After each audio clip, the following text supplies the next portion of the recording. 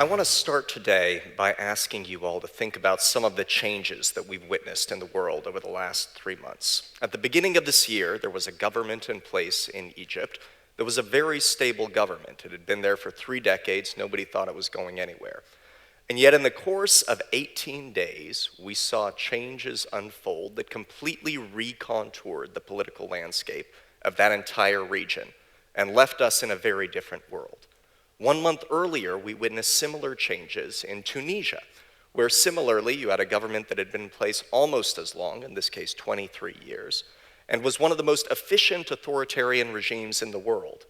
And yet, when individuals took ownership of their future, we saw that reality shift before our eyes, just like the sands of the Tunisian sand dunes. And we can tell some other stories of this sort if we look back a little bit further. Go back 10 years. We've witnessed a popular movement to address the challenge of climate change that has pushed governments around the world to take steps that they never would have even considered on their own. We've witnessed an extraordinary effort to reduce the debt of heavily indebted poor countries that has resulted in hundreds of billions of dollars in debt forgiveness. Now, this is only a partial list, of course. If we look back a little bit further, particularly in this region, 20 years, we remember the changes of 1989 that resulted in one of the most powerful empires the world has ever seen being washed away down the river of history, all because people were willing, again, to take ownership of their own future. There are many other examples we could point to. We could look at the microcredit movement. We could look at efforts to direct resources toward investment in curing diseases like HIV, AIDS, tuberculosis, and malaria. The common denominator, as we review all of these examples, as we try to connect the dots, is civil society. And civil society is a term that we use a lot, but we may not understand exactly what it means. And so I want to spend a moment defining what it is that we're dealing with when we talk about civil society. Our countries are made up out of 3 sectors. And sometimes we say that these different sectors work like the legs of a stool, the 3 legs of a stool. You have government, where political activity takes place. You have the private sector, where we work for financial gain. And then you have civil society, where we come together as organizations, as individuals, as activists, in religious congregations, writers, and others, who work through peaceful means to make their societies better. Now, civil society is big, and it's getting bigger. If we look at the international ranks of civil organizations, which are a little bit easier to keep track of, we find that in 1990 there were about 6,000 of these groups. Today there's been a 10-fold increase, up to 60,000, and their ranks continue to grow very quickly. Now, civil society isn't new.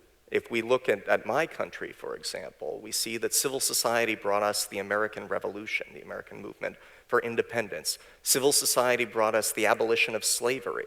It resulted in voting rights for women and rights for workers and progress on a whole range of other issues. So this is something that's been with us for a while, and yet its influence is expanding. And the rate of change that we see occurring as a result of civil society is increasing along with it. Technology is making it easier for individuals to come together around common interests and take common action to serve the common good. So what does this mean for those of us who work in diplomacy, for those of us who are in the business of engaging with other countries? We have a lot of practice and have worked now for many centuries to develop tools that allow us to get things done in our cooperation with other governments. But what does it mean when we have to change the very concept of how we conduct diplomacy? When we're no longer thinking about conducting diplomacy in settings like this, which is the Benjamin Franklin Room at the State Department, but are instead looking at settings like this. And when the target audience of our diplomacy and our international engagement is no longer these guys, but these guys. How do we readjust our expectations? How do we redesign the architecture of our engagement with the world in order to take advantage of this opportunity? Well, first, we have to recognize that this is a big challenge. And last year, we undertook an effort at the State Department called the Quadrennial Diplomacy and Development Review. And try saying that 5 times fast. We shorten it to the QDDR, and I would encourage the translators to do the same thing because we don't believe in cruel and unusual punishment. We undertook a top-to-bottom reevaluation of every bureau, every program, every initiative at the State Department. And one of the key conclusions of this effort was a realization that we need to do more to engage partners beyond the state. Instead of simply targeting our diplomacy at those guys sitting around the table that we saw before, we need to go out into communities, we need to engage with organizations, and we need to look beyond the usual suspects that we see participating in international conferences and find new partners who can help us advance a common agenda. Secretary Clinton then went to the Community of Democracies, which held a special meeting last year in Krakow, and gave a speech on this subject, giving marching orders not only to American diplomats, but to individuals around the world who share our values and our commitment to these principles. And then we alerted our ambassadors, and we have some great ambassadors, including our US ambassador, who's here with us today, and told them to make this a priority in the work of their embassies, to reach out beyond capitals, beyond governments, and find partners who can help us work together for good. And the last thing we did is we launched an initiative called the Strategic Dialogue with Civil Society. Now, one of the tricks you learn very early on after you go to work at the State Department is if you put the word strategic in front of anything, people start to pay more attention. And so that's important about this initiative, but that wasn't the only thing we did with this initiative. We looked at what are the most important tools of diplomacy that we have that we could bring to bear on this challenge. And one of them is something called a strategic dialogue. Now, a strategic dialogue is something we launch when we recognize that there is a government, and up until now it's always been a government, where we have a lot of interests at stake, and we need to build the equivalent of a diplomatic superhighway to facilitate interactions between our two countries. We set up regular schedules of engagement between our most senior diplomats and their most senior diplomats across a whole range of issues so that we can work together on a continuing basis to develop a common agenda and push for common goals. Last month, for the very first time, we launched a strategic dialogue with partners outside of government, with partners in civil society. You see here Secretary Clinton sitting down as part of this dialogue with Sharif Mansour, who helped lead the protests in Egypt. But we didn't just look at democracy, which is one of the traditional areas where we see a very active role for civil society. We went beyond that. We found labor leaders from Australia, the head of the world's largest labor organization. We found human rights activists from Africa. We found the head of Transparency International, one of the world's largest organizations working to promote good governance and accountability. We found others who were working on LGBT and health issues, religious leaders, across a whole range of society that could help us develop a common vision for how to work together. We also reached out to our embassies, and 55 of our embassies around the world invited civil society leaders to participate in a discussion that we held in Washington, which included already representatives from 30 countries. They submitted questions online and helped us formulate and focus this dialogue on issues that will enable us to have some concrete initiatives that we're able to push forward. We settled on 3 initial areas of focus, and we hope to add more: governance and accountability, democracy and human rights, and empowering women. And in the future, we're going to make this a regular part of our diplomatic engagement. Here you see Secretary Clinton meeting with bloggers in Azerbaijan.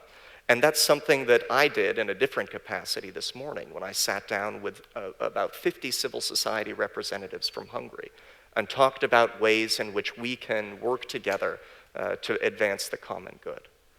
Now, this is going to be a significant challenge for the United States, but it's not only important to the United States.